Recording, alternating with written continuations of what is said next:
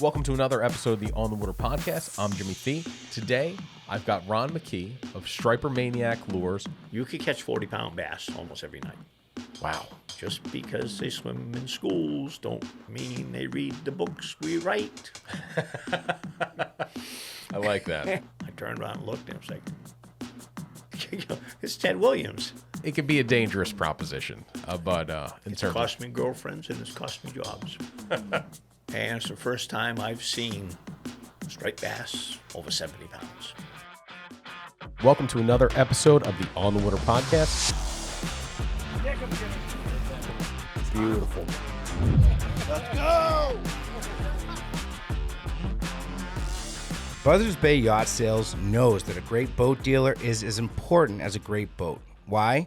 Because new or used, you're buying a boat with 100 different systems and components that need tuning, training, troubleshooting, and sometimes repair. While most boat dealers are your best friend only until the sale is closed, Buzzards Bay Yacht Sales has developed a bulletproof reputation for building long-term relationships with their customers. Before, during, and most importantly, after the sale. Go ahead, ask around. We challenge you to find anyone who has anything but great things to say about Tom O'Toole and his team.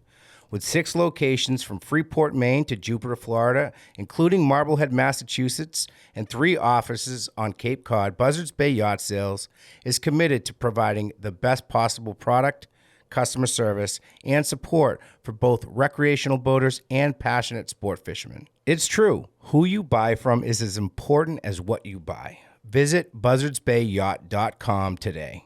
Welcome to another episode of the On the Water Podcast. I'm McKee. Today, I've got Ron McKe of Striper Maniac Lures, lifelong surfcaster, obsessed striped bass fisherman. You've got a rolling tackle shop out there in our parking lot right now, not only with lures, but bits of striper history as well. So, Ron, thank you so much. You actually just got off the ferry back from Martha's Vineyard. You were over there for about 10 days, 2 weeks? Yep. Yeah. Yep. How was the fishing over there? I did pretty good. Yeah. When I first got over there, I was chasing for blues and stuff because we were planning to do some shark fishing off the beach. And we started getting a good batch of blues. And some of them were up to 15 pounds. Oh, yeah. And there was some that were down to, say 5-6 pounds. I kept one. It tasted good. Oh. I've been waiting to keep one this year. I just reread the book Blues by John Hersey. Yeah.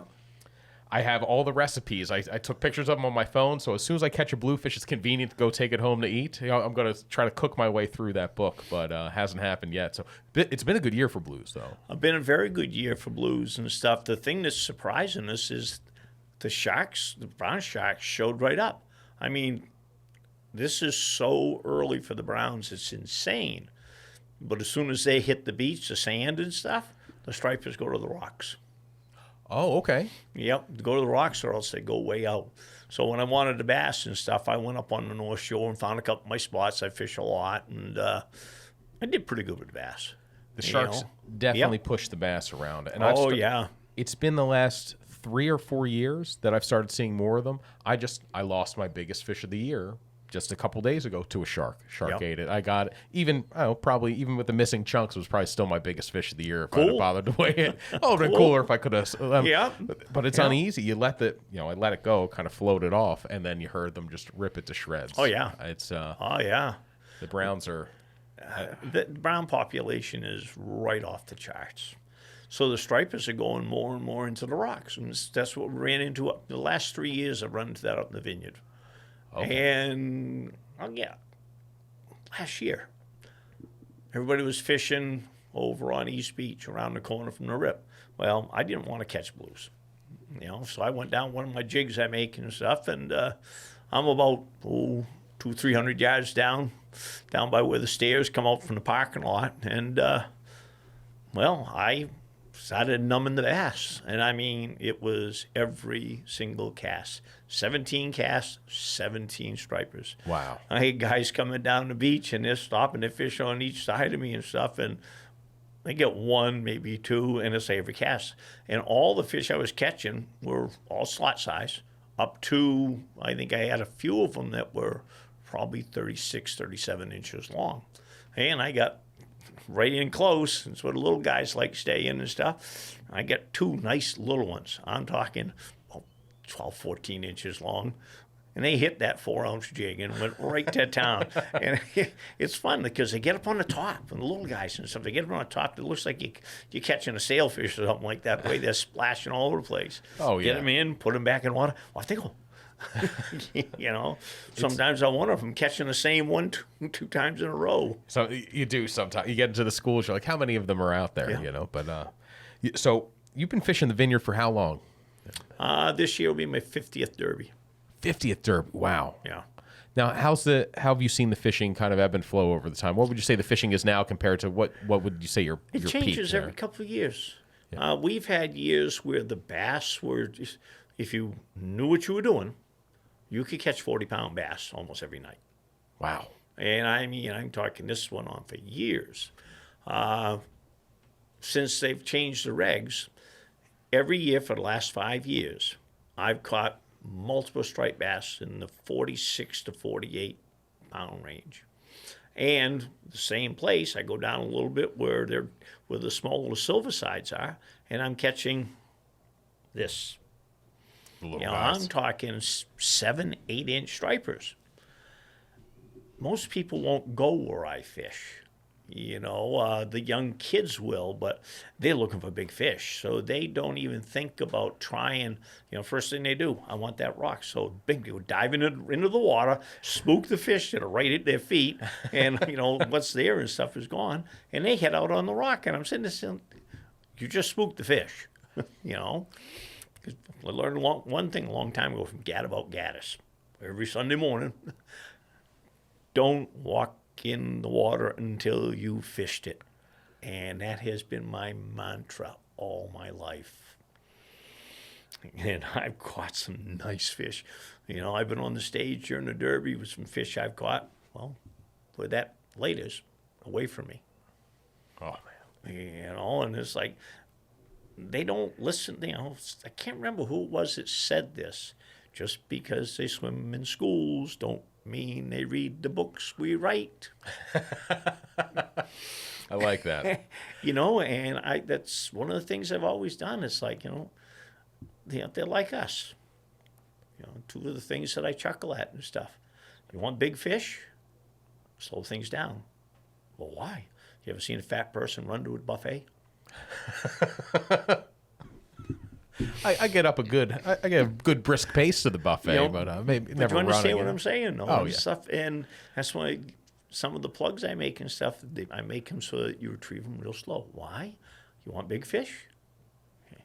It's not going to keep the little ones off them, because the little ones say, they're greedy. Yeah. Well, they've got to be big fish, and they've got to eat a lot of calories to get to that point. Oh, it's survival. It's funny you say that about the casting before you walk out. I learned that the hard way. One time, Kevin Blinkoff and I were out on the Cape Cod Bay beaches, which are shallow for a long way out, a lot of them. And we got to knee deep, and we blew out a school of fish the size of our parking lot here at On the Water. Like, we spooked a few of them, and they took off. And we're like, oh. At first, you jump out, you're scared, and they're like, those were all. Once they settled back in after we hung there, we caught the living daylights out of them. Yeah. If we'd stayed back on the beach, we would have never spooked them. Yeah. Just to get 10 more feet of casting distance when the fish were rod tip away, So when I was a kid, I was always hyper enthusiastic. Got to get in there. Got to get out there. I'd sit there and find a rock. I'd swim to it. It was before wetsuits and all that stuff. It was my Converse sneakers I had on, my Converse All-Stars, my jeans and stuff, and I'm fishing like this in the rocks of Maine. Water temperature up there is a lot colder than it is down here. Oh yeah, and I'm catching fish. So that's you're from Maine. What part of Maine? I live in Buxton, but Old Orchard Beach was basically my primary home of record. My parents used to have a place down in Rhode Island and stuff, right where 95 goes through our living room. Oh. So my dad was from Old Orchard, so we moved up to Old Orchard. And I went all the way from fishing with a hand line, sometimes going after comic cod and mackerel and pollock. So the first rod I was given, and I just kept fishing, and it got into me to the point I no longer played sports in school or anything like that. I in the summertime after school let out, on the bicycle, I'd ride down to Camp Ellis or Pine Point. And as I got older, started to get more into the bass fishing and stuff, I'd ride all the way down the railroad tracks over to Scarborough and go up and fish the graveyard at Higgins Beach. Oh, man. Met a lot of people. That's part of how I get involved with the tri-state. Now, the Tri-State's a tournament. Can you tell us a little bit about the about what that is exactly? For people? Well, what the Tri-State of New England tournament is a fishing tournament of clubs from up and down the coast. Each club would sit there and send a team, and sometimes 2 or 3.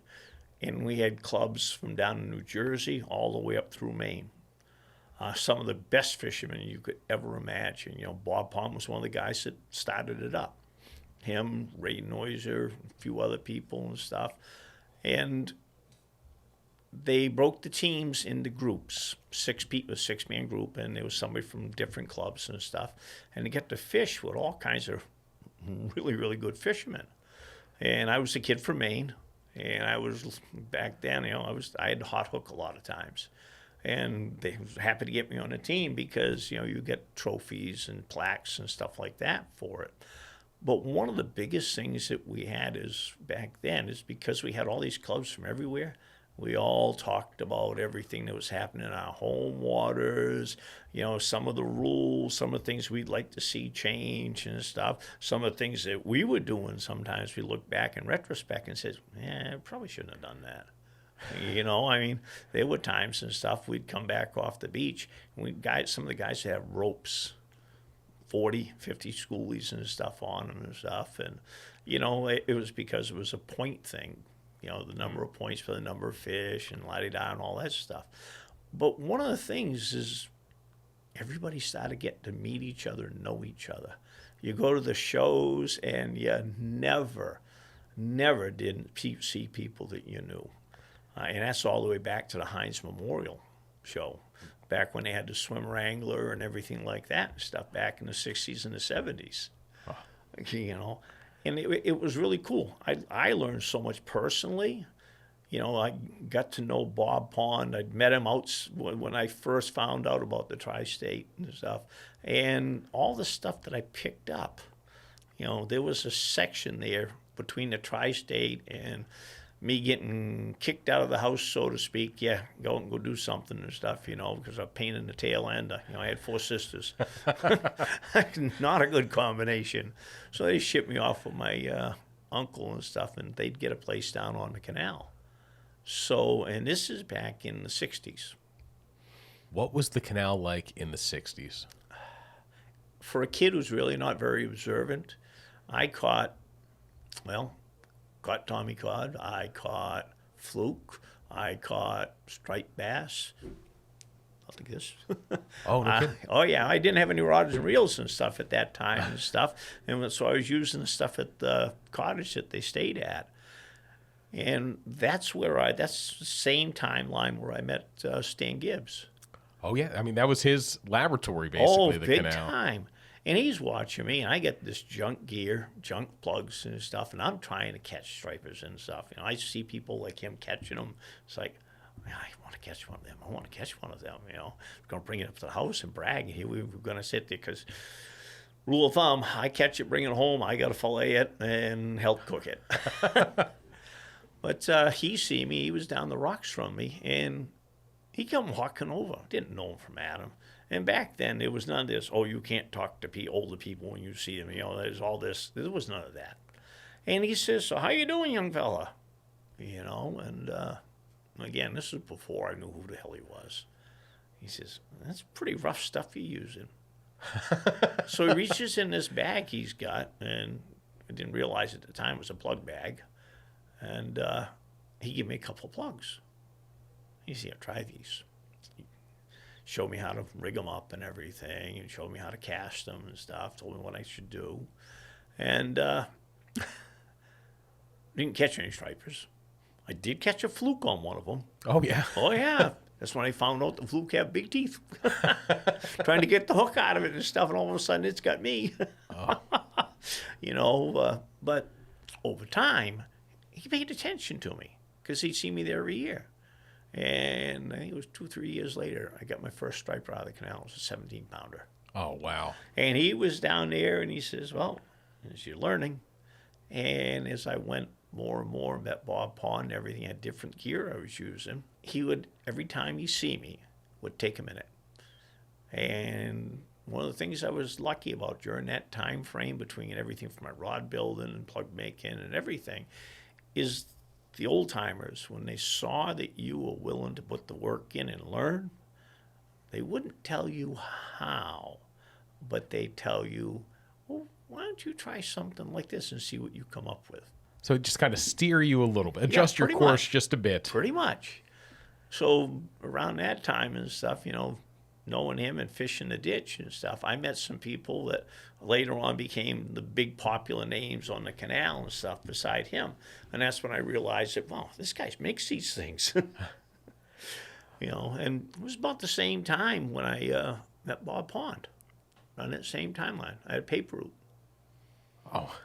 And they had this thing, it's the first or the second tri-state that they had up in Old Orchard Beach. It was because the tri-state, I'll finish off what I started with on that. Tri-state was 3 legs. Yeah. First leg was Maine. Second leg was Cape Cod. First side I think it was Cape Cod. And then the next one was in Maine. And then the third one was down Rhode Island. And we had basic boundaries where you fished and stuff. And you had all the heavy hitters from each area there. And that was all in the same time as the Schaefer tournament was going on, too. So you had every once in a while somebody get some nice fish and stuff and the different clubs. And high-performance saltwater rods and reels don't have to come with a big price tag. In designing the Merit saltwater rod and reel combo, the crew over at Quantum set out to make a rod and reel that was durable, reliable, and affordable.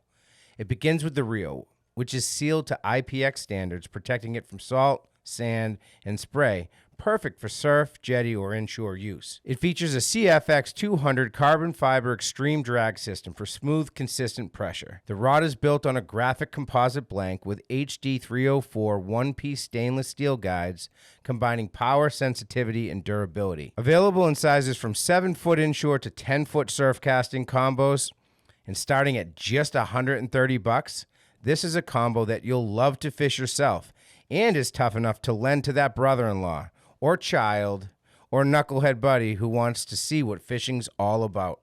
Ask for them at your local tackle shop or visit quantumfishing.com to learn more. Quantum, tested beyond limits. I was delivering newspapers to the motel where the tri-state was, and there's a guy sitting in a blue van. And I had no idea who he is, and I'm watching. He's playing with a bunch of fishing tackle in there and stuff. Asked me how I'm doing. I says, okay, delivering papers. Simple, the simplicity of being a kid. And you fish? You fish? I says, yeah. You fish? What do you fish for? Well, striped bass. Of course, back then, that was when I picked out, somebody gave me a rod. It was a 7-foot boat rod. And the other one, I'd taken my money from that I got for tips and stuff, and I bought a Berkeley Buccaneer with a Cardinal 6 reel. And I had a 15-pound test pink Andy on both of them.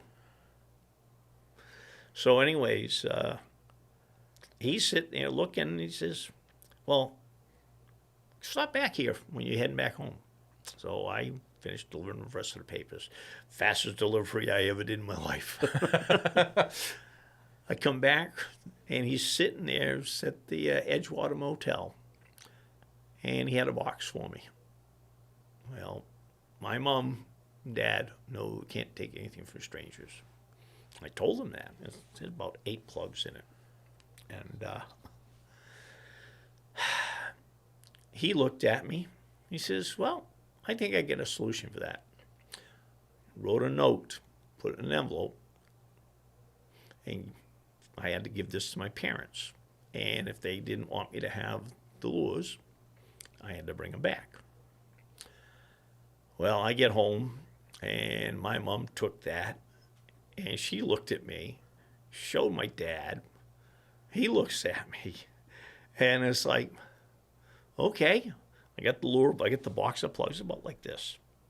And they were mostly poppers and some of the smaller swimmers and stuff because I was young. Probably figured P40 wasn't probably a good thing for me to sit there and, to use. And they said, yeah, you can keep them. The note basically said, Dear Mrs. McKee, my name is Robert Pond. I own Adam Manufacturing. I make fishing lures. I see your son. He looks like he's a very enthusiastic kid. I lived with his newspaper route. And I gave him some fishing lures to help him catch some striped bass. And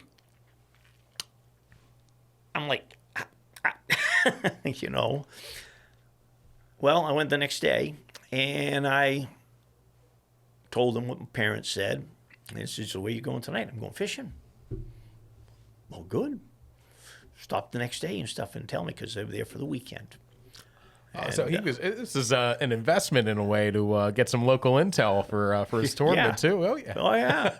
So anyways, the relationship between Bob and I progressed through the year because one of the things he had on the note, if I caught a fish, I had to reply to him, send him a letter, how big it was, where I caught it, so on. And I'd catch 2 or 3 fish. I lost a couple of lures to fish, not really sure what I'm doing. But as that winter went through, I got some more gear, and I got an invite by one of the local clubs, because I was catching a lot of bass at the time, and to fish the tri-state with them. And that started my stepping stones to the future, because I got to meet so many people and learn so many things. And when you're really, really enthusiastic about something, bit by bit, you start getting good at it, and bit by bit. I was on, at the time, Pine Tree Surfcasters. And the year the Pine Tree Surfcasters took second place in the New England part of the Schaefer tournament, it was because of the fish I was catching. And these were all from Maine, primarily? From Maine. This is all from Maine, because each one of the Schaefer tournaments was regional. Okay. And it was by state. So you had the Vineyard crew and stuff out there in the Vineyard, the guys in Montauk, the guys in Jersey.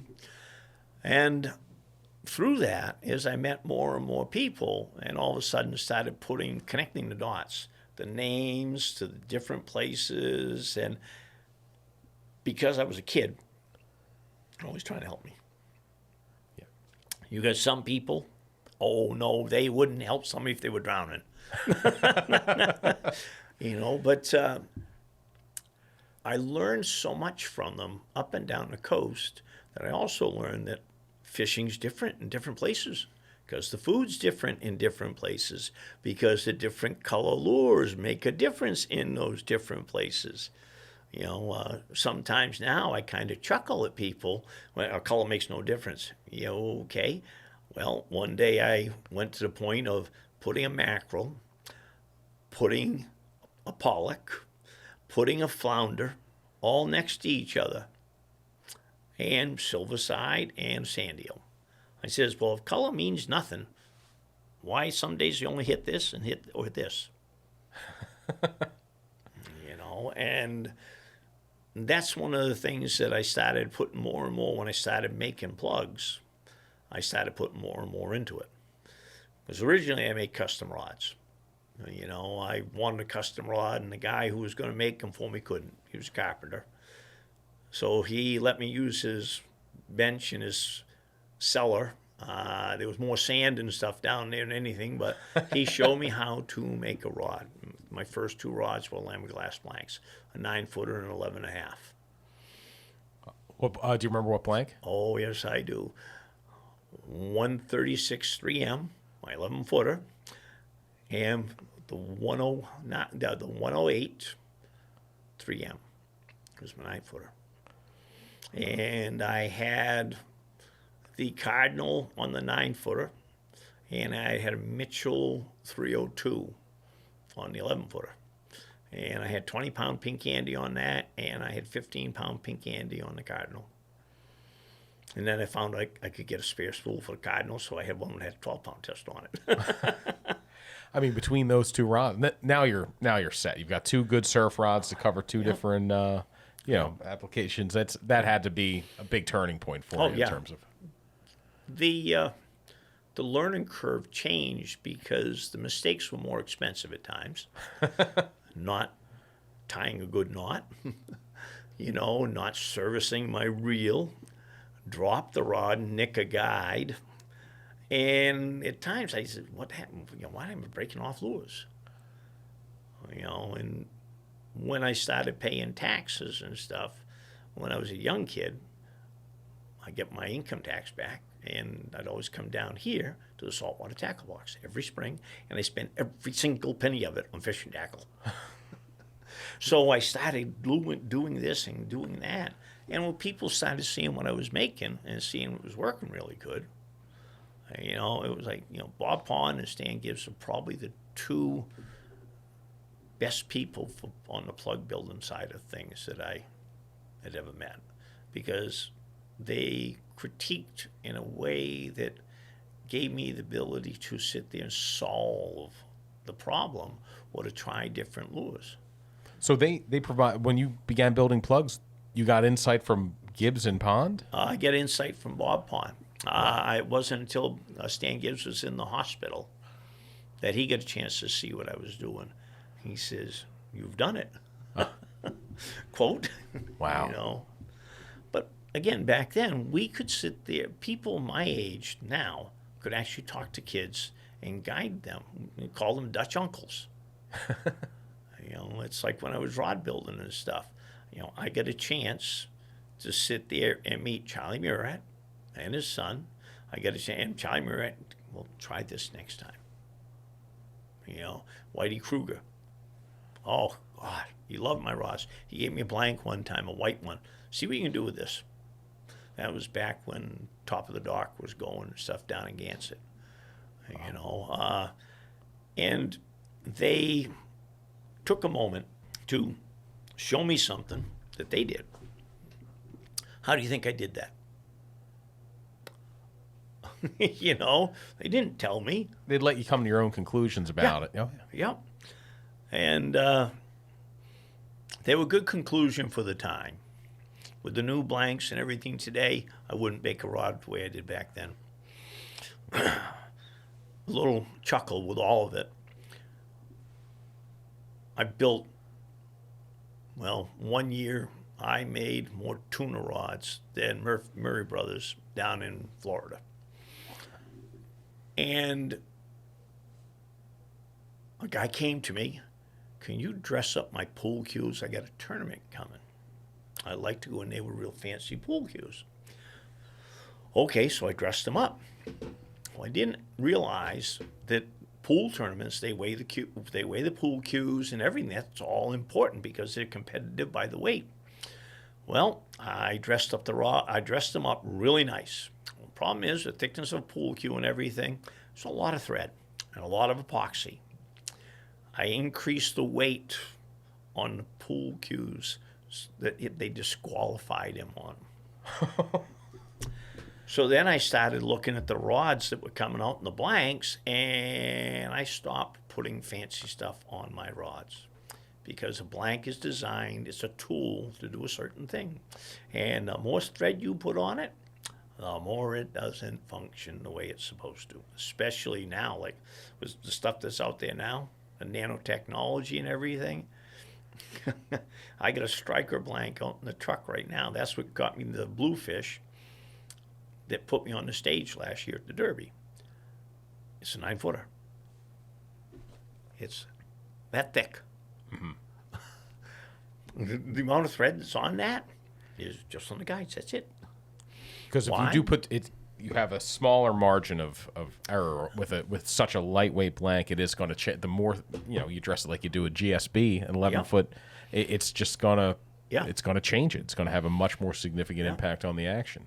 So I also, when I was started building plugs, that all came into it. And I got a friend of mine, his name's Chris. He was one of these guys that didn't just use lead to make things work. he sit there and tried all kinds of different things. And when I first met him, he lived up around the corner from where I did, down Old Orchard. And he'd sit there and show me some of the stuff he's making. Like we used to have Plug Fest. And one of the things that amazed me is how he would get the same swim out of 4 or 5 different woods. And I started using that. And I discovered so much. Oh, my God. And, yeah, all the little tidbits, they make a huge difference at times. So for your plugs, you'll use different wood for different styles of lures? Yep. Could you give me an example of like what's one wood that's good for one lure, one versus one for another? I got a needlefish that I call the chubby needlefish. I have a specific wood that I use because of the buoyancy factors on it. When I first started making that, I tried 2 or 3 different woods, and I couldn't get them to track in the water the same as that. I got so, paranoid about it. It says, I'm doing something wrong. I'm screwing something up. So I started just using one type of wood and trying different things, playing with the weights and everything, changing the soak and all that. And then I came up with my chubby needlefish. First ones I made were black purple. I sell them now at the shows. I call them my holy grail. I have outfished people slinging eels with them. My buddy Hawkeye loved eels. I give him one of them. I get 9 fish. He get 2. The next night, I get 11 fish. He get 3. I said, Hawk, why aren't you using that? Well, I don't want to waste these eels. Okay, we're fishing a derby. You're like, okay. As time went by, I started learning that on the midnight sun, it didn't work as good. Oh, I started using yellow over white, parrot, white, and did really, really good on those nights. But that's when I started learning all the stuff in my head because I did research. And I keep telling the kids today, I got it. Don't listen to people that say it's infinite. Figure it out. It's always different. So you get a full moon and you get a cloudy night. That moon goes in and out. So you get shadows. The shadows mean 1 minute it's bright, the next minute it's dark. Well, fishing a bridge, you got the shadow. So I learned all those things. And a big part of it I learned from Bob Pond because he would always testing. And every time I fished with him, he was always testing things. And the older I got, and the more he see me looking, the more he'd put stuff in front of me. Well, try this out. We still had one big thing and stuff. We went back and forth for probably 5 to 10 years. And that's the Adam P40 mackerel.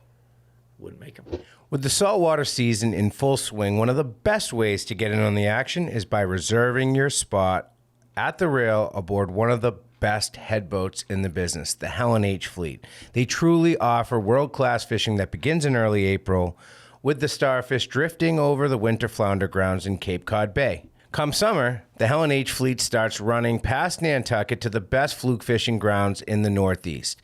If catching a doormat fluke is on your bucket list, these trips offer your best chance at hooking a double-digit flatfish. Some of the best fluke fishing I've witnessed was aboard the Helen H, but it was a trip that I had to bail on that still haunts me. One of my best friends, my replacement, caught a 14-pound fluke right under Jimmy's nose, which was a nice consolation, but I'd rather have been the one doing the catching myself. If you want to fish the canyons, a great way to experience it is on a headboat. Whether it's your first time or one of the few times each season you get to the edge, the Helen H begins running trips offshore in late summer. 2 to 3 day trips take you out for tuna, mahi, and swordfish at the edge of the continental shelf. I personally hooked and promptly lost my first ever swordfish aboard the Helen H on a canyon trip a couple seasons back. Can't wait to get back at the reel this fall looking to settle that score. New for 2025, anglers can find more reel space for Nantucket fluke fishing all summer by booking the 10-hour limited open boat trips aboard the Angler. Or, come fall, you can hop aboard their jumbo tog trips limited to 25 anglers running October through November. No matter the time of year, there's plenty of great fishing options with the Helen H Fleet. but the boats fill up fast. So head over to visit HelenH.com to book your trip today. That's Helen-H.com. I kept at them because it's mackerel. They're gonna clobber it. Well, one of the weekends of the tri-state, Bob shows up on Old Orchard Beach because he fished as many as he could. He gives me 2 boxes. Both of them are filled with the Adam P40 and the mackerel. He put them out there. They became so popular that he wasn't selling the blues, the pink, or the white. They just stopped because everybody wanted that. So when his inventory got wiped out, he stopped making them. Oh no, because it was cannibalizing all his other business. Everybody, and I kind of had to chuckle at the time because my first 50-pounder I caught on a blue Adam P40. I was 16 years old. At 16, you caught your first 50-pounder? 52 pounds. Was it in Maine? Yep. Wow. Yep, right off the graveyard up Higgins Beach. I rode that thing back on my bicycle. It was my newspaper bicycle, like the canal bikes. Yeah. Yeah. I had that thing tied back on the back of the bike and stuff where the baskets were with the mono from the reel, so I wouldn't lose it. Drove all the way home with it. Waited at Radley's Market in Old Orchard Beach. Wow. Yeah. Don Radley still tells the story when I came in with that fish, him and his brother, because his brother worked in the meat department. I had to go around the outside, couldn't bring it in the front door. And they weighed it for me. My first nifty 50 pin I got from the Schaefer tournament. I had Bob Pond's number at the time, so I called him and told him. One of the pictures that over time and stuff disappeared when my parents passed away, Who knows? They weren't important to my sisters, But as time went by, I started running into all kinds of people and crazy experiences. In a way, you became almost like an ambassador for striper fishing in Maine. From some of the stories you told me and some of the people you fished with, just by being out there all the time, you had some I'd run into people when I first started taking charters out. I ran into George Bush in the Saco River. This is when he was the governor of Texas. We had no clue about that. I just knew he was down there fishing and stuff, and once in a while I come up because he was doing a lot of fly fishing. I show him places around the mouth of the river to fish. And back then I caught a lot of fish. That's when I was doing a lot of tag and release and stuff. And there were some days and stuff, I'm into fish and I'm just drifting my boat and I'm catching more and more and more. And it used to be funny because there was only about a dozen of us that fished the river back then, really, really religiously. And a few years later, that's when I met Ted Williams and Kurt Gowdy. We were up by the dam in Saco, or they were up by the dam, and I was working the bank down below them, down behind the graveyard. And I'm catching fish all the time. And the fish were everywhere from 14 inches to 30, 40 inches at times and stuff. Of course, back then we didn't go by inches. I had one of the old Sicilian scales. Yeah, wow, all right. And I usually would keep 6 or 7 fish because my neighbors loved them and parents loved them, so I'd bring them home. Well, they were out there one day, and I had no idea who they were. I'm just watching. This was kind of the seed that started me fly fishing for stripers. And I can't remember exactly what the timeline was on it and stuff. That's the hard part when you get older and stuff. The memories are there, but it's like putting them all in order. It's like, yeah, okay. It just when you have so many seasons, it just kind of blends together. It's pretty much. One long striper season. Well, they were out with Stubby Lombard and Jim Trickey, and they were filming another issue of American Sportsman, and they both broke. Back then, fishermen, somebody's broke boat, you were an help. So I went over and stuff, and I wasn't paying attention to who was on the boat. I asked him, do you need a hand? I want to throw you in and stuff? No. One of the guys on the boat says, how will we fish out of your boat? I turned around and looked, and I was like, It's Ted Williams. Now, when I played baseball, I played left field. Why? Ted Williams. Oh, yeah. And seeing him and seeing Kurt Gowdy, and I used to watch American Sportsman every week. Well, they end up in my boat. And I took them fishing, and we caught a bunch of fish. For a baseball fan, that's what a dream encounter. Oh, I'm telling you. And back then, we didn't have cameras and none of that. Nothing. And it's like, I'm just, the whole time, you know. But it was really, how do we say, one of those things that happens and stuff that it's stuck with me. And I'm watching Kurt Gowdy and him using a fly rod out of my boat. It was only a 17-foot boat that I had. It was a Bristol. And 20-horse motor. Little stern tiller on it and stuff. That's it. Wasn't nothing fancy. And we went around and caught all kinds of fish. And I was on the American Sportsman. I get people sitting there, Ron, you were on TV. Huh? Okay, I didn't put two together until I saw the issue. And I get a phone call in the middle of winter. Can we sit there and go out fishing with you again? And I did it for 3 years. Wow. And we'd sit there sometimes drifting. And I show them what I was doing, and they show me. Ted Williams, that's back when he was using the Wonder Rods. Okay. Those white rods, nothing super fancy, had the nice, graphites that were coming out at the time, but he was still using that Wonder Rod, the Shakespeare Wonder Rod. And he would do the sportsman shows back then, right? You could go to one of the winter fishing shows, and Ted Williams would be there. Was it promoting the Wonder Rods that he was there, or he was just there? I think some of it was that. Some of it was promoting some of the other places that he went fishing, because he fished everywhere. They went up to Canada. That's the first person I ever knew that talked about the big trout up in Labrador. He showed me some of the flies they use. Like this. And I was like, okay. My first flies I used were the tail hooks off the Castmaster. I took that off and I used that on my fly rod. And it's like, okay. But those were the inspirational things and stuff that I keep trying to sit and do for the kids today a lot.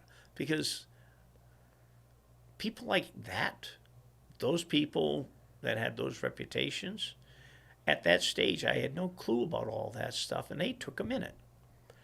Mentorship is so important. A minute. It was important to them because they wanted the kids and stuff to know and to do and to see. And I learned from that, because a lot of the people I fished with and stuff wouldn't tell you shit. One of the big things, though, that it opened my mind to and stuff is, we're just fishermen. And over the years you get, right, okay, whatever, I don't care. Listen, it's my memories. I'm taking a moment to share it with you. And if you don't want to believe it, I don't care. It was my memory, and I carry that with me. And if you don't respect me enough for me to share it with you, then okay, I won't tell you anymore. It doesn't. What other people think about it is so unimportant. If you got to live through the experience. I was talking with somebody a couple weeks ago, caught the biggest fish of his life, his biggest striper. He goes, I'm afraid to say how big I think it is, because people will say I don't believe you. He goes, but I know what a 45-pounder looks like. This one was way bigger than that. I go, it doesn't matter what other people think. If you think that fish was over 50 pounds, if you think it was however big you think it was, you were there, you saw it, you held it. Anybody else who's going to say, I don't know, maybe that's 46, 42. It doesn't matter. You lived the experience. At the end of the day, there's no contest anymore. The Schaefer Cup you're talking about, the Tri-State, that's not going on. So you're really, there's no competition. Yeah. There's no big fish I've ever caught in my life that I plan to catch. Yeah. Not a single one. Right now, I've got 16 fish over 50 pounds I've caught in my life. 16. One of them that was 53 and a half inches long 31 and a half inches in girth. You do the math by this, but those. I had 4 people sit there and call me and says, "You realize how big that was?" Yeah. So you said do the math. There is a formula that Yeah. that is pretty good at estimating the size of a striped bass, where it's length times girth Yeah. divided by 400. I'm not that quick with math to do it, but 67 and a half pounds. Wow. The largest one, I caught it on a plug of my own big king on a rod that I built. And every time I tell some of the kids and stuff, "You get any pictures?" We don't carry cameras. This happened. And the guys that helped me release this thing, one of them had a 54-pounder. Tried to release it, it wouldn't. She rolled over. Yeah. You know, it's before the change in the limits and everything else and stuff. And they helped me release that thing. And they're measuring it. And I says, "That can't be that big." "You don't believe it? You come on the goddamn water with us and stuff, and you measure it." We measured it. It's in the water. She's sitting there just laying there. And there's one thing, is striped bass, if you're gentle with them, they'll sit there and respond to it. And it's just laying there, so I'm measuring it. We're measuring it. We measured it 4 or 5 times. And I said, "Yeah, okay. We got to get her swimming away." And, of course, you hold it. And one of the things a lot of people don't understand, if you hold a striped bass on it or let it settle on your hand, all of a sudden you won't feel the weight. It will relax, and then it will swim away. If it's still all fussy inside, it'll give you the kiss. Like, that's that big splash you get from that tail, you know. But a lot of the kids and stuff, "Well, you get pictures, you got this, got." It's not about the pictures. It's about, that's a memory. I'm 70 years old. You know, the chance of me catching something over 70 pounds, who knows? Like I said, I've never caught a big fish because I planned to catch it. I always hoped every time I went there, and there are some nights the biggest fish I caught was 16 inches. You know? Well, my night last night, my biggest fish was 0 inches because I didn't catch anything. So but you're right. You can have your patterns a little bit. Like, I know there's going to be a 2-week window around a moon where if I go and stake it out, I'm going to have a shot at a big one. But the possibility, my biggest ever from the surf was, like you said, it was a surprise. Yeah. You know, I went out to a place where I wasn't sure if there was going to be a big fish, but I just went. Yeah. You were just going. And just like you said, just being there as much as you can, going, good things happen. You meet Ted Williams. You catch a giant striped bass. It's just going fishing as much as you can. And that is one of the guys who used to work here used to say, people would ask him, "When's the best time to go fishing?" He's like, "Whenever you can. As often as you can, whenever you can." Yep. A lot of times I'll have somebody ask me, "So when's the best time?" I says, "The water next to you, cast in it." And there's a couple people that they've done that, and I get a phone call. "Oh my God, you ought to see this fish. Oh my God." You know, why? Because they didn't step in the water. They just kept casting. And it made all the difference in the world. You know, I had a friend that said a little ditty: "Don't stop fishing the moment before the magic happens." Now that's a dangerous line of thinking. I have one last cast in my way to sunrise on more than a few occasions, but you're right. You're like, well, maybe they just showed up. You know, the tide slowed down. Maybe a school pushed into the slowing tide. There's always a reason to keep going. It is, like I said, it can be a dangerous proposition. But it's cost me girlfriends and it's cost me jobs. You know, that's my passion. It has been. It will be forever. If you ever come to my house, it's called the museum. What you see in my truck is just a taste. My shop where I make the plugs, I got 5 lathes, I got 5 drill presses, a table saw. I got enough wood to build a house. Within it, my wife, in the other room, sit there and took a whole bunch of plugs, all my old reels, and she made places to hang them. She put a shelving thing along one wall that goes all the way to the ceiling, and it's about 10 feet tall, and it's nothing but reels. old, new, you name it. Along the top of the ceiling, she took a lot of my old plugs and has got them there. And like I said earlier, she put them on the windows at the house. I got magic lures, I've got mirror lures, I've got every type of lure that's been built. I've got the creek chubs when they made the big old jointed ones, the striper pikeys, the surfsters, Jerry Sylvester lures. I got, Frank Wolno lures. I've got all of that stuff. With it, pins, trophies. The trophies at one time I had so many of them that I took the plaques off of a couple hundred of them and gave the plaque. I cut the little metal pieces. Yeah. And I gave the plaques and stuff to the Boy Scouts. Huh. So that they could have them, just get some plaques made and stuff. And, yeah. And that was 4 decades ago. Man, what a life of striped bass fishing. It's my passion. Yeah. And my goal today is, in my life, is some of the kids that I give stuff to or I take a moment with them and stuff, that they'll have the luxury or the luck of enjoying stuff the way I have. None of this stuff comes because you plan it. The harder you try for it, it's not going to happen. It is kind of, I see people who, like I went to high school with, people outside kind of the fishing life, and they don't have anything like this. I mean, fishing is, to me at least, it drives your competitive instinct against the fish. It's a puzzle to figure out.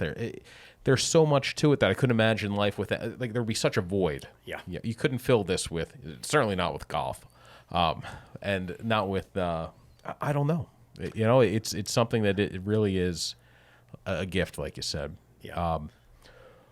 One question I had for you was, I'm always fascinated with like the big historical blitzes. I get through the winter and then through slow fishing in the summer by reading like about the Block Island Blitz, about the Columbus Day Massacre on the Vineyard, about Nauset, and all those Outer Cape ones. What was your most memorable kind of blitz, kind of run of good fishing? Well, I was out there for the snowstorm. On Block? Yeah, I was the kid. Because it was the weekend of the Tri-State. When the Tri-State got over, so I got invited to go out there for that. I didn't realize at the time how big an event it was, because prior to that, I'd run into fishing that was so much that I caught so many fish that I got tired out. And went back the next day, and there was nothing. And that first one was up in Maine, up in Higgins Beach. And there was a guy named Freddie Bailey's Campground. He was troll back and forth. And he'd keep about a dozen stripers, big ones, 40s, high 40s, some 50s. And he'd bring them to the campground and stuff, and they cooked in the restaurant that they had there. The year after that, I was down, the year after that, I was down the Vineyard. Now, I didn't realize the big to-do was going to come of everything over time, but it was 1984. A couple weeks before that, I'd been up at a big blitz and stuff on the Cape, up at the Gorilla Hole. So a buddy of mine got 260s, and he asked me not to use his name. He was one of probably 40 people that got fished 60 over, a couple over 70. And it was insane. Well, down in the Vineyard, we had the big blitz. And this was at the moratorium time, just before it. So they were going to they'd already taken it out of the Derby. Well, the big blitzes were over by Tisbury Pond. And there was 4 of us that were fishing the other end of the island over by the Chimneys. And that's way out on Chappie. 5.5 hours, every single cast. And the size of the fish we were catching was insane. And we caught bluefish, and we caught bass. And I mean, snapping off this and that. And I was using my 11-footer that I built. Besides catching fish, the top priorities on a summer fishing trip are staying comfortable and staying protected from the sun. The AFCO Aero Mesh collection has you covered on 2 of those fronts with the super breathable, super lightweight proprietary fabric that allows a full range of motion while providing up to UPF 50 sun protection. These shirts are available in short sleeve and long sleeve button downs, as well as short sleeve, long sleeve, and hooded performance shirt styles. The Aero Mesh hooded fishing shirt is perfect for summertime fluke and tuna trips, where the stain resistant material ensures that you can still wear it on family beach days without wearing the evidence of your last offshore harvest. To see the Aero Mesh collection, visit AFCO.com today. If I didn't sit there and land 50 fish over 40 pounds, I didn't land one. I kept the biggest. A couple of us did. I want to get them weighed. And I am one of a group of 4 that went to the weigh station. Bernie Aruta's another one. He was in front of me. And weighed in fish at the Derby weigh-in. You know, we they didn't qualify because they were out of the Derby. And over 50 pounds. Oh, man. There was 4 people in front of us. The biggest one was a little over 55 pounds. And Bernie's in front of me. His was probably 1.5 ounces bigger than mine. And wow. Bernie and I talked about that for years. We still, when I see him, he's older than I am substantially. And that was just unbelievable. And when I started reading the articles about the Columbus Day Blitz and everything, I was like, oh, shit, wow. These things happen. And, and bit by bit you see them written about here and there, but there's lots of pieces of stuff that really aren't part of it because the person writing it is part of what they're writing. It's a very narrow scope. Yeah. You get one person's perspective. That's I love Frank Dano's writing. I love reading his snippets of the Cape. But there is such a broader picture of what happened on Cape Cod. 20 years on the Cape. So he that book documents from like 67 to 87 or 64 to whatever the years were, the 60s to the 80s. And his writing, it seems like this is everything that happened on Cape Cod in these 20 years. But there was more. He was a school teacher. He was only there in the summertime. So, like you said, there's things that went unrecorded, unwritten about. And that's, that may have even been better what we have in the books. It's unbelievable. I met Frank Dagnall when I was a kid. Why? I'm walking down the beach from the gorilla hole. And my Volkswagen, not my Volkswagen, no, it was my, what the heck was it? Call it the pumpkin. The Vega, my Vega, orange Vega, with the green rod racks that I painted with the Coupenol.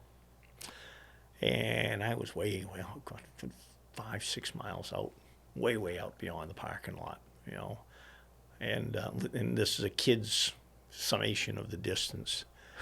And I'm dragging the fish along, and I'm walking through the water, and I got 5 fish, all of them 20 pounds or better, and I got a long way to go. He comes driving up with his buggy with his family and stuff. Need a hand, young fella? I walked out to fish around those guys because they're the ones catching all the fish, and give me a ride. They were going down to pools. I went down there and sold the fish. It's like, back then you didn't need licenses to sell fish. Good God Almighty. Yeah, no drive on permits hardly. Just show up on the beach and you could do that. You could make your summer living could just be catching striped bass. And back then there was no thinking about. They seamed endless. It seemed like there was always going to be more stripers. They still are in some ways. We forgot that. Well, there's a downfall on a certain type of bait fish. Something else takes its place. Striped bass come in, they can't find what they like. So they move, and they find what's left of what they like, or another splurge of it, or whatever, and they move. People for decades, there's no fish, you can't catch fish up in Maine, and they don't understand some of the stuff we did. And they don't understand what's there. And the striped bass are still there. I asked her, you catch any striped bass up in Maine? Oh, yeah. I can go out every night and catch striped bass. Sometimes they're little ones, 12, 14, 16 inches. Sometimes they're 40 inches or better. That's something you said to me. We spoke briefly at the New England Saltwater Fishing Show put on by the Rhode Island Saltwater Anglers Association, so that happens every March. We spoke there for a little bit, and you said something you said, I might have brought up. I said, oh, sounds like the fishing in Maine's been pretty good the last couple of years. And you go, the last couple of years? You go, it's always been good. It goes, people are just starting to figure it out. Yeah. And I thought that was, but you mentioned, I have all these nifty 50 pins from the Schaefer tournament out of Maine. What do you mean it's just getting good? It's so. Yeah, and that's one of the things that a lot of people don't understand. Back then, through the tri-state, and I keep referencing back because a lot of this stuff would have never happened if I hadn't have been fishing the tri-state. And they were doing a big thing to go up to Canada because Stripers Unlimited, Bob Pond, that's how he financed it with the money from the Adam Lewis. And he had his own hatchery that he got set up and had some scientists and people from Woods Hole that were part of it. We went up to the Miramichi, and it's the first time I've seen striped bass over 70 pounds. Not one or two, half for school. And they're there all the time. The Canadians hated them. Why? Because they ate the salmon. We sit there and use one of those cradles where it took two young kids that struggled to get it over to the table so they could milk them or so they could get the eggs out of them. It's mostly the smaller ones that they get the milk out of. But the eggs and stuff, there were times that there was so many eggs within them that it was insane. And that's where I learned the one thing they didn't want was the big ones. Because better than half the eggs and stuff weren't valid. They weren't going to live. The smaller ones, 20, 25 pounds, 30 pounds, were more viable. And I'd watch them sit there and milk them out. And I'd watch them put them in jars and put the amount of water in it to make sure it's going to be okay and get them over to the tanks and stuff in the back of the truck. And gallon jugs of the milk. And we would do this for 2 or 3 days, keep flushing water and stuff. Truck was parked right down because where we were doing it and stuff was right down by one of the gravel boat launch ramps. And we brought them back, got them all set up. When they started hatching, we put between 500 and 15,000 smolt into the rivers. We put them in the Sheepscot. We put them in the Kennebec. We put them down in the Merrimack River. We put them down in the Hudson River because some of the stuff we got from the Hudson, they're all mixed together. Mm-hmm. And that's where the biologists would do that. They would have gloves on and stuff to keep, those dishwasher gloves. Oh, yeah. Yeah, and they're sitting and mixing all this stuff up, and they're mixing it in with the roe. And then they would sit there and separate them. And they'd have die-offs and stuff. They'd float to the top, and they'd pull them out so they didn't sit there and contaminate the other eggs.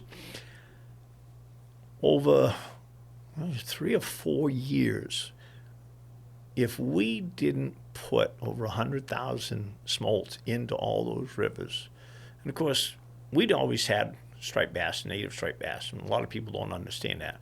You can't be ice fishing in the wintertime and have a striped bass come up and, eat your smelts and stuff. Well, a lot of them talk about them coming up as they're rinsing their boats out and stuff, because of this bait, and seeing these big fish with stripes,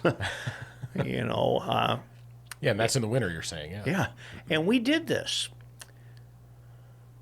Within 4 or 5 years, we started seeing them. And then we got more and more. There's not a winter goes by that if I want to, I can't go out and catch striped bass.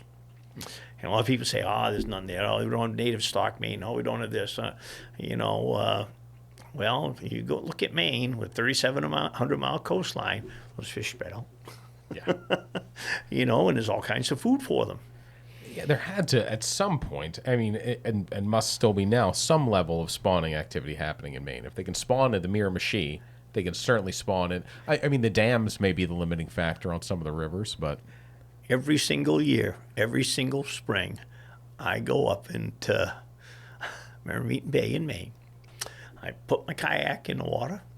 I've had the wardens and stuff ask me what I'm doing, and I paddle along, and I take something like smelly jelly or something like that. I put my hand in the water, and I get striped bass this big come up and eat it out of my hand. Oh, you just gesture like 4 inches, do this every single year because I consider them my grandkids. And I say they're my grandkids, and people sit there and look at me like I'm insane. Well, I helped put them there. You know, I wasn't a driving force or nothing. I was just some kid like striper fishing that got invited to help because they needed, how do we say, manual labor. And it's still there. And every time I hear these self-professed experts sitting there saying, oh, there's nothing there, we can't do a young of the year there and things like that, I say, wait a minute, hold the time out. You've already admitted that the Chesapeake is no longer viable. Why are you still doing it there? The fish have moved. You didn't do what Bob Pond said. And that's one of the things that's always hurt me and stuff personally. Bob Pond sit there and gave everybody the list of what they need to do. And the first thing on it was to make sure that where these fish are going to be born, you keep it clean, you don't let them get nuts and stuff.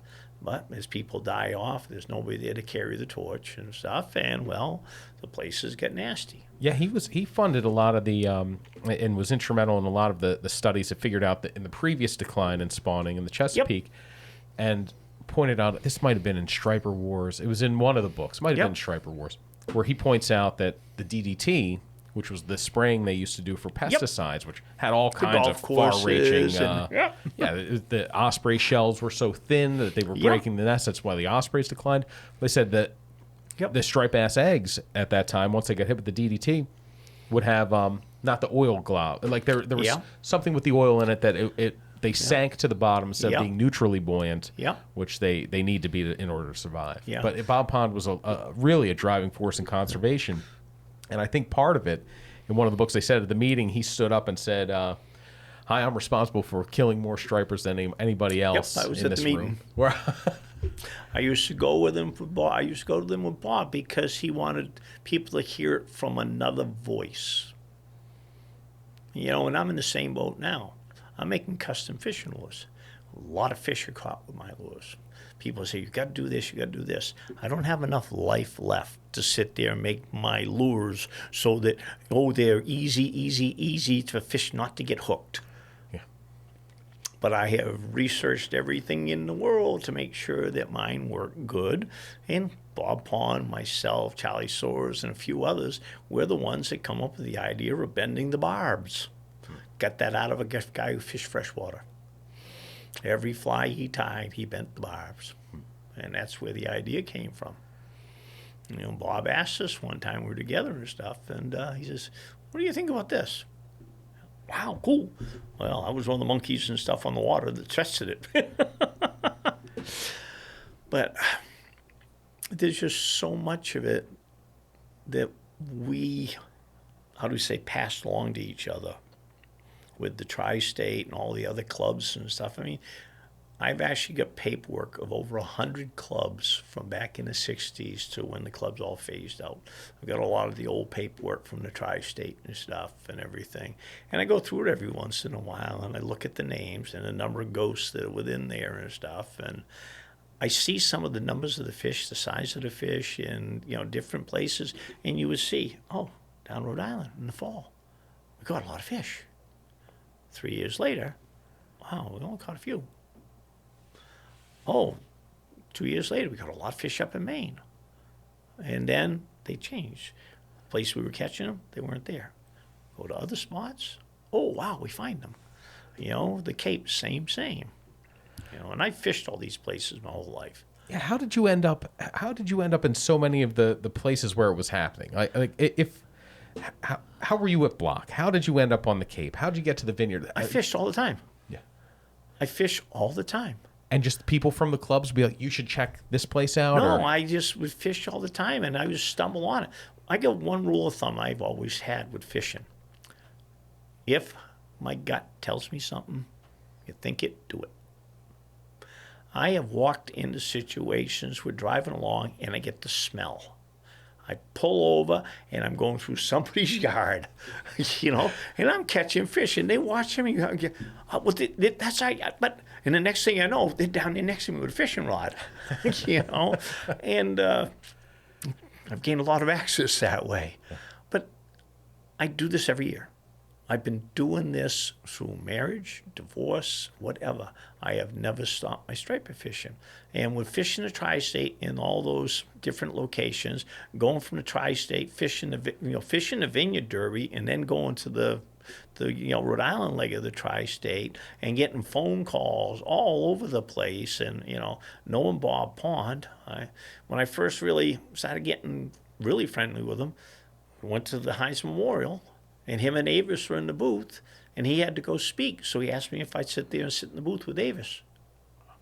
So Avis sit there and went and got me some ice cream and stuff, and I'm sitting in the booth, people coming asking me questions and stuff, and I'm running into people that I fished the tri-state with, or that I fished just, once I found out I could go everywhere as I wanted and stuff, yeah, bingo. So that's part of it. It's my passion, and it's never waned.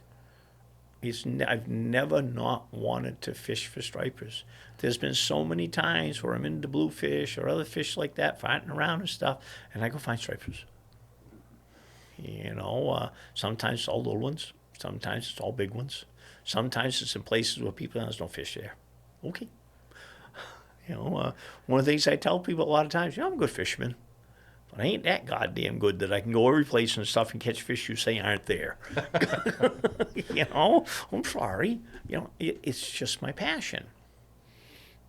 I've got some, expanded family. Yeah. There are kids and stuff. They see me. What are you catching? What are you using? What's this? And I tell them. Keeping your boat in tip-top shape is hard, especially when it comes to upgrade projects. But I know a place that makes it much easier.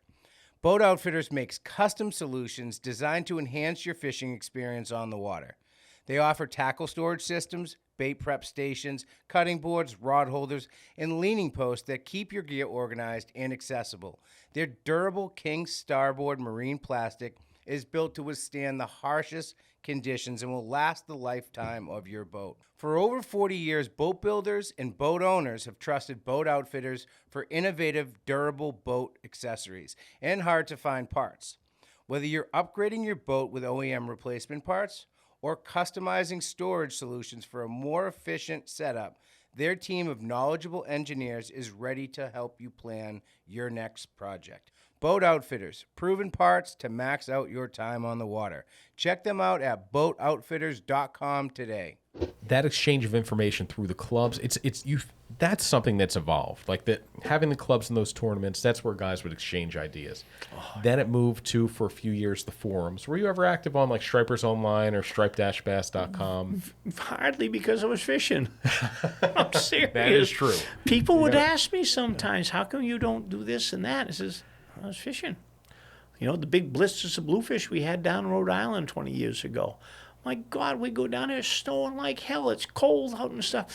We're catching every cast 15 to 20-pound blues. Back in the early 70s and stuff, when the big blues came to Maine, I ain't talking about these little tinker ones that they got down there, those 15-pounders. Oh, no. I'm talking 22, 24, 26, 27 pounds. Wow. Oh, yeah. Timmy Towers, he's got a list of line class records. And I think the biggest one on his boat, I think it's 10-pound test line or something like that, was 26 pounds. And it was one of probably 40 fish they caught around that side. And a lot of people, the Cape, because all the magazines, the Cape, Rhode Island, the Cape, it's like way back and stuff with saltwater sportsmen when they used to sit there and talk about Thanksgiving, down Hatteras.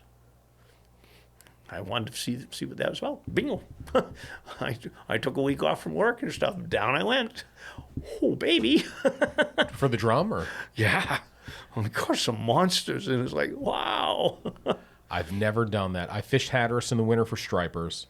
I fished other places for the drum, but I'm intimidated by that. I can't throw conventional that far and to have to load it with mono. Yeah? Not with the new spinning reels you get today. Don't have to. But I heard that if you have braid down, I heard like if you go there and try to get in the lineup of good old boys casting, and you have braided line, they're going to just be like, nope, get out. And they want everybody throwing. Nope. Nope. Okay. Most of the guys that I see when I'm down there, they know me. Ryan White and I were two of the top rod builders on the Eastern Seaboard. Oh yeah, Ryan White. So Hatteras Jacks, he's got a shop down there, and also works with Century Rods. Yep. I still remember when he gave me the first one. Wrap this, see what you feel like. Yeah. They are nice rods. I'm using. So I turned 40 this year, and as a little gift to me, I got myself a Century Surf Machine Elite, and which is crazy money for a surf rod, but it is a really nice surf rod. It's easy. I've done it. I've built my own rods, but here's what happens. I build it. I love it. I put all my I'm very slow at building the rods. I hand turn them, and that's what I always did. Yeah.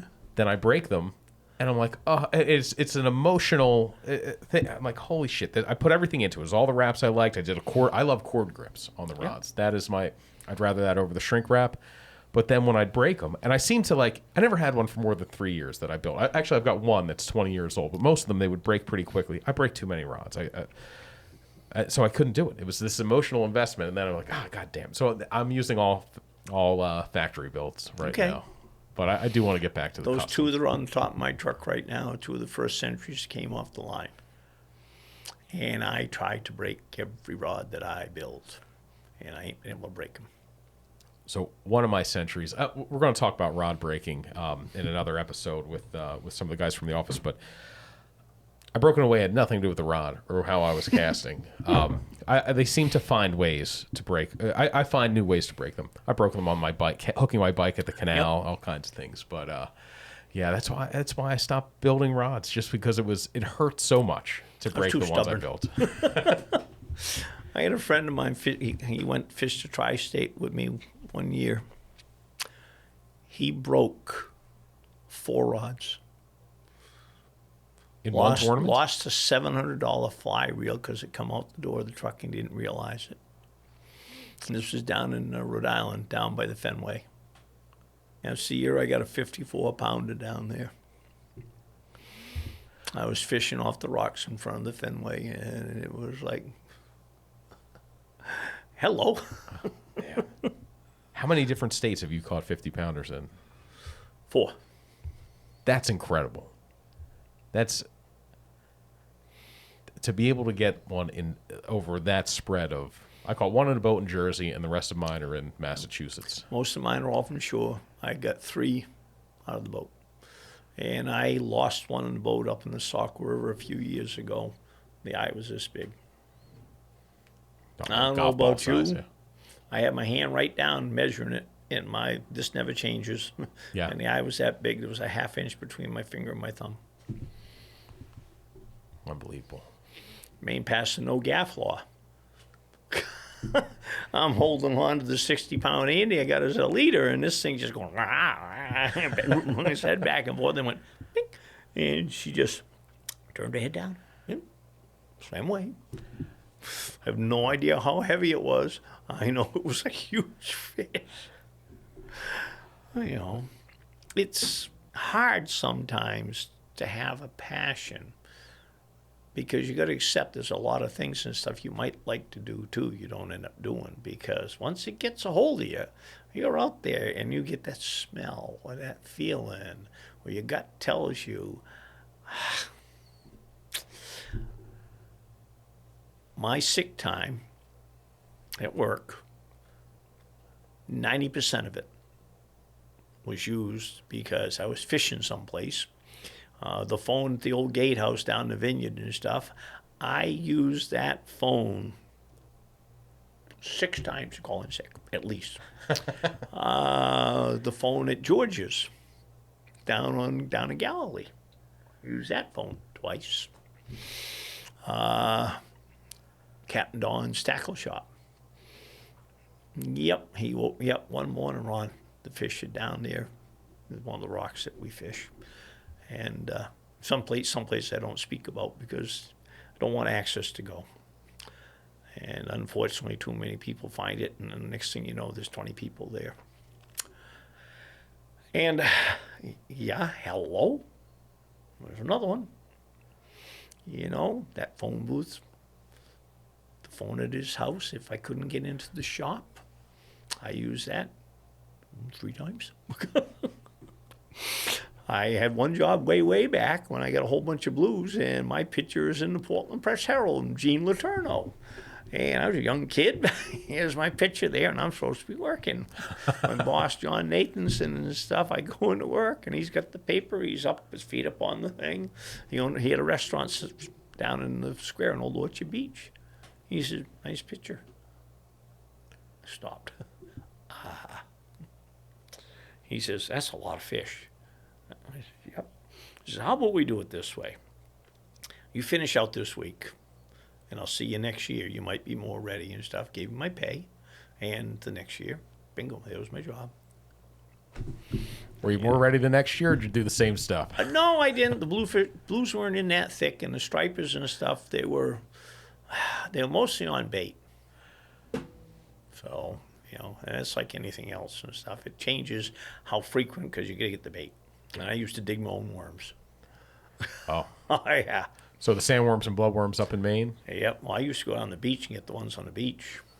Now, were those the ones they called tapeworms? Nope. Okay. Tapeworm's different. These things here, that's the thickness I wanted. That long. And I thread them up on the hook. And I throw the rod out, put them on the bottom. And and drop the tip down, let them take it and swallow it. And when they started swimming, and then hold on. You never knew what it was. The size of bass that will eat a worm is unbelievable. I've caught some unbelievably big striped bass on bloodworms. Yep. Just to think that it's going to, this big fish, used to eating big bunker, is going to change what it's doing at all. There must be something in those worms that just either it's a good taste, either a friend of mine got a 55-pound striped bass on one of the small Adam plugs like that. Why? Think about that. And his name's Bill O'Keefe. He was fishing Higgins Beach. Oh. Ron, so before we wrap up, I want to talk a little bit about the about your lures. So you talked about your chubby needlefish. What are some of your other specialties, and how you kind of arrived there, if you have a specialty? I don't. I make what I want to fish with. One of the things I used to always do at nighttime, I'd have a plug bag that have 30 pounds worth of plugs. So I started playing with different types of wood, and then I made my junior. Now, my junior is the culmination of the design of 3 different plugs, and I make it out of Alaskan yellow cedar. And as far as I'm concerned, it's probably one of the best swimmers out there because speed of return or to retrieve tells you how deep it's going to go. It's like all metal lip. Sometimes she catches on herself. You can't, and they don't, hardly any of them cast great. But I have caught so many fish on this thing, and it works so good once I get the bugs all worked out. I've got one that's my skinny swimmer. The guys in the canal several years back. I'm not going to go too much in detail because there was a company that got sold, and the wire they had in the lures was so bad, the big fish was snapping right off. So I made my skinny swimmer and stuff, if cast as good. And one of the things I did, I took my wires that I used and I went to a machine shop and had them test them. And they weighed out around 1,500 pounds. Wow. So it ain't going to break. That one there was for these guys and some of the guys that use smaller stuff. My spooks. My first one I made was a striper spook, I call it. It's about 2.5 ounce. And it's very, very versatile, very easy to use, and stays up on top. Well, I like fishing northeasters, so I said, well, I'm going to fight around with the weights. I now make one I call my super spook. And every once in a while, I get a phone call from one of the guys that fishes the ditch or likes to fish the northeasters. Super spook, super spook. What have you got? I need some. It's the only lure designed specifically to cast into 50-mile-an-hour winds. The first time I used it was down in Galilee out in front of the lighthouse on that big rock that's out there. There was a nor'easter come in, the waves were pounding over that. Cops told me I had to come in. And I'm out here, I'm fishing. Come get me. Well, I've done that a couple times. And my first fish was 34 pounds. Oh, man. My second fish was 42. My next fish, I don't know how big it was because I ended up on my tail end and stuff off the rock. I caught 4 more fish on it. It worked. I use it in the canal. A lot of the guys now that use it in the canal, they cast up current, let it sink, and work it like a jig. Oh, okay. So I made another model made with epay, ironwood, weighs over 5 ounces for the guys in the boats. Drop it to the bottom and jig it. I make another swimmer, a swimming spook.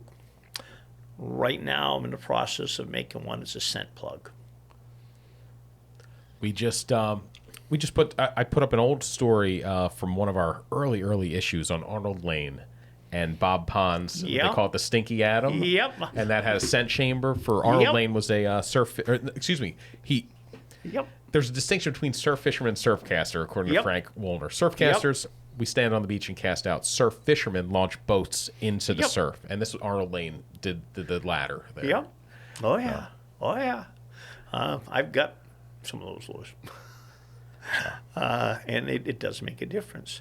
So a lot of guys get frustrated because there's so much bait out there. Sometimes the fish won't hit, or sometimes they just don't want to touch a lure for whatever reason. You've run into it and stuff. Everybody's brother-in-law's casting everything under the kitchen sink, and they can't get a single hit. Well, I tried that and stuff, and then I started making a design so it's a little easier to work, and it's a lot harder to sit there and put them together and stuff because my belly hook goes all the way through. Oh, okay. Grommet on the top. Still get your through wire. Put the stink in there. If it's real liquidy, put a little piece of cotton in there. Okay. As the lure is going through the water, the treble hook is doing this. So all the stuff that comes down through the water and stuff spreads behind, and the bass clobber it. That adding scent to lures is one of those. So I have 2 moves. If I'm getting a hit, if I get what feels like a hesitant hit, I will either add scent. Usually that's what I'll do before I change the lure, or I'll change the color. Yeah. Because my feeling is like they like something about what you're doing, but they don't like everything. Yep. So I had that a few nights ago. I had it was a real mushy kind of it wasn't even like he tried to eat it. It was just like he booped it with his nose, Yeah. And then I switched color 2 casts later, hook a nice fish. Yep. Hooked another couple nice fish on the color change. Fun, isn't it? I love like it's all part of that puzzle. My buddy Hawkeye used to call it a puzzle. Got to figure the puzzle. And he says, some nights I make it so complicated that it's impossible to figure out what the puzzle is because now I've lost track of what the puzzle I'm trying to figure out. And I think I've got pieces to a bunch of different puzzles this season because I'm not putting anything together. So that's one of the fun things about fishing. I can never sit there and honestly say that I have always caught fish every time I've gone out. But my percentage of fish that I've caught is way up on the high side. And I think part of that is there's an instinct to it. And I think if it's your passion, you take more time to watch the fish in front of you.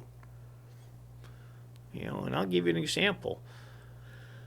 The guy who's won the boat division, the striped bass on the Derby several times, great fisherman. Years ago, him and I used to fish together, and we stopped down by Menemsha. And there's a little rubber lure called the Cocoa Minnow. Okay?